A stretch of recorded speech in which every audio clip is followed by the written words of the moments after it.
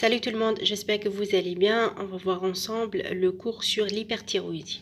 Alors, comme définition, c'est une hypersécrétion non freinable des hormones thyroïdiennes par le corps thyroïde.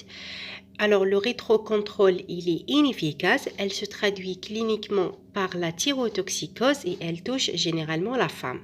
Pour la physiopathe, alors quels sont les effets d'une augmentation de la synthèse des hormones thyroïdiennes? Alors, elle exerce un effet sur le cœur, elle augmente la fréquence cardiaque, le débit cardiaque et la pression artérielle. Un effet sur le muscle en augmentant sa vitesse de contraction. Un effet sur la moelle osseuse, elle stimule l'érythropoïèse et sur l'os, augmentation de la résorption osseuse. Un effet sur l'intestin en augmentant sa motricité, un effet sur les reins en augmentant la perfusion rénale, augmentation de DFG et elle augmente la réabsorption tubulaire. Un effet sur le foie en donnant une hépatite biologique. Autre effet, on a la thermogénèse, l'hypersudation. Pour les lipides, on a hypercatabolisme du cholestérol et triglycérides, augmentation du catabolisme des protéines. Pour le métabolisme des glucides, on a augmentation de l'absorption du glucose, la glycogénolyse hépatique et la néoglucogénèse, avec amaigrissement et nervosité. On passe maintenant aux étiologies de l'hyperthyroïdie. La première étiologie, c'est l'hyperthyroïdie auto-immune. Exemple, c'est la maladie de Bosdorff, c'est la cause la plus fréquente. Deuxièmement, c'est le nodule sécrétant. On peut avoir soit un nodule unique, c'est l'adénome toxique, ou multiple, c'est un goitre multinodulaire ou multi-hétéronodulaire toxique. Le terrain, il touche généralement la femme âgée. Pour la physiopathe, il y a apparition de mutation du récepteur de la TSH. C'est une mutation qui touche l'activité GTPasique de la protéine G. Alors, le récepteur, il est toujours activé sans intervention de la TSH. On va avoir une hypertrophie autonome, hyperfonctionnelle et extinctive vis-à-vis du reste du parenchyme thyroïdien. Pour la clinique, on va avoir un nodule bénin, plein, ferme, mobile et indolent.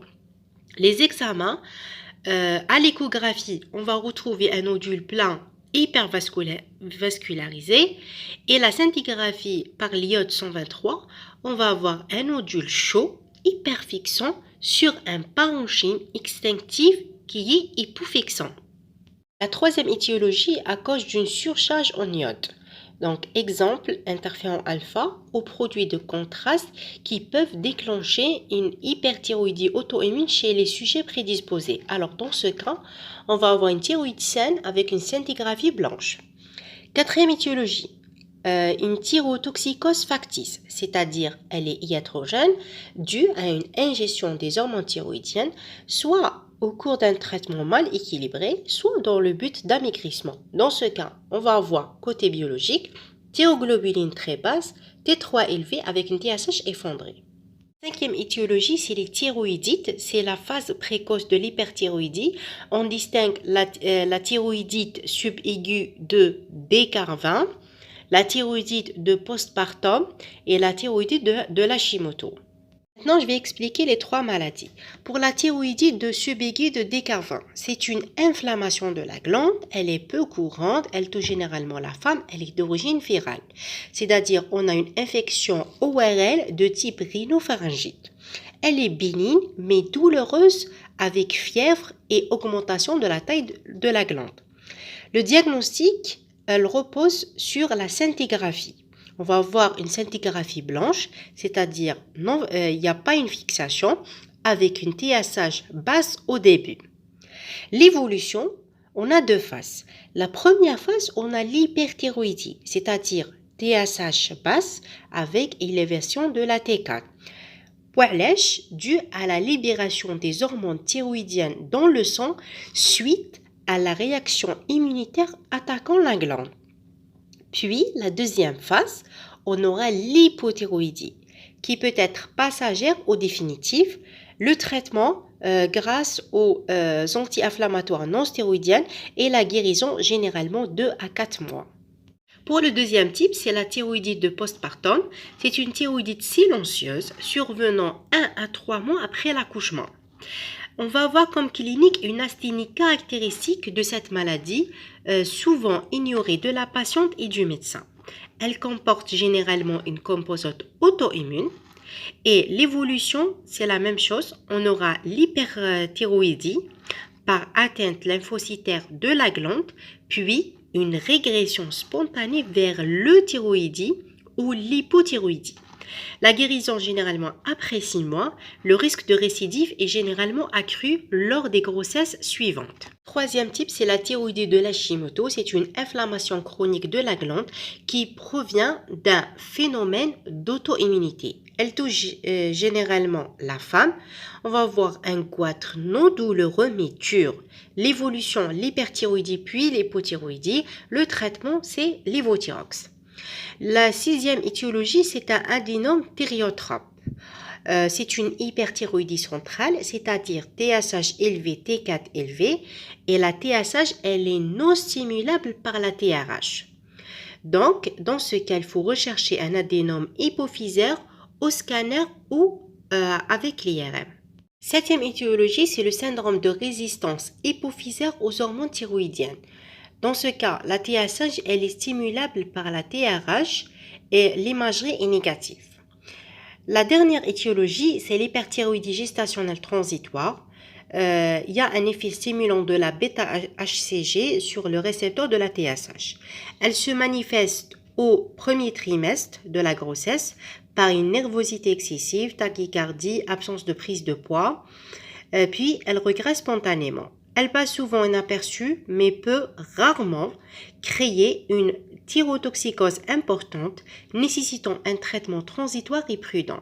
Le diagnostic différencié avec la maladie de Bastow, il y a absence d'anticorps antirécepteurs de la TSH. Nous allons le diagnostic, on va commencer par la clinique. On a plusieurs symptômes. On va avoir une dysrégulation thermique, c'est-à-dire hyperthermie, sueur, bouffée, vasomotrice. Perturbation de la soif, polydipsie, polyurie, signes cardiovasculaires, tachycardie, HTA, palpitation, des modifications de poids, amaigrissement rapide, massif et constant, l'appétit est conservé, c'est-à-dire on aura une polyphagie, signes digestifs, diarrhée motrice, signes musculaires, myasthénie, fatigue, signes neuropsychiques, agitation psychomotrice, irritabilité, dépression, des signes neuromoteurs, tremblement des extrémités, des signes cutanéo-muqueux, pigmentation prurite et des signes sexuels, diminution de la libido, dysmenstruation et la gynécomastie. Maintenant, on va voir l'exploration biologique qui nous intéresse le plus. Alors, au laboratoire, on va doser en premier lieu la TSH. On va avoir 3 situations, soit une TSH basse, TSH normale ou TSH élevée. Dans le cas où la TSH elle est basse, qu'est-ce qu'on va faire? On va doser la T4 libre. Pourquoi? Pour confirmer le diagnostic et préciser l'intensité de l'hyperthyroïdie.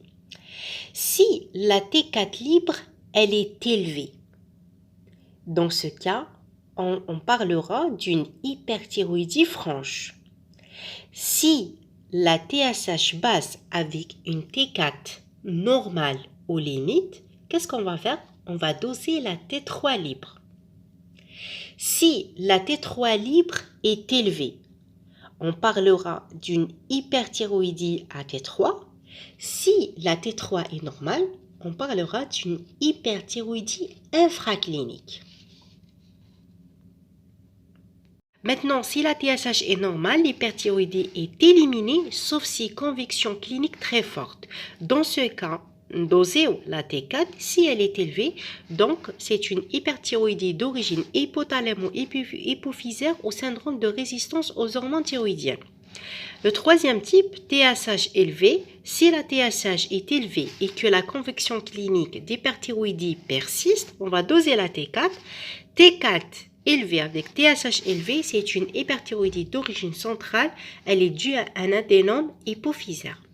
On peut avoir aussi une leuconeutropénie, une anémie microcytaire fériprive, hypocholestérol, tendance à l'hyperglycémie, soit intolérance au glucose, soit le diabète, hypercalcémie, hypercalciurie, la pâle osseuse elle est augmentée mais le phosphate est normal, perturbation du bilan hépatique, soit on aura un syndrome de cholestase et ocytolyse, hypoalbuminémie et lorsqu'on fait le CG, on va rechercher la tachycardie et troubles de rythme. Le diagnostic étiologique de l'hyperthyroïdie repose sur la clinique, la biologie et l'imagerie. L'imagerie, on va faire une scintigraphie à l'iode SO23 qu'on a parlé tout à l'heure. Donc, une petite définition, la scintigraphie, c'est une imagerie d'émission, c'est-à-dire le patient reçoit des molécules ou des isotopes radioactifs qui vont se fixer sur les organes ou les tissus que l'on cherche à explorer. Par la suite, il y a une machine qui va détecter les rayons émis par le corps. C'est pour ça que c'est une imagerie d'émission. Par opposition à l'imagerie radiographique, qui est une imagerie de transmission, le faisceau est externe et traverse le patient. Voilà. Donc, pour la scintigraphie, elle est systématique, sauf tableau franc de base d'eau.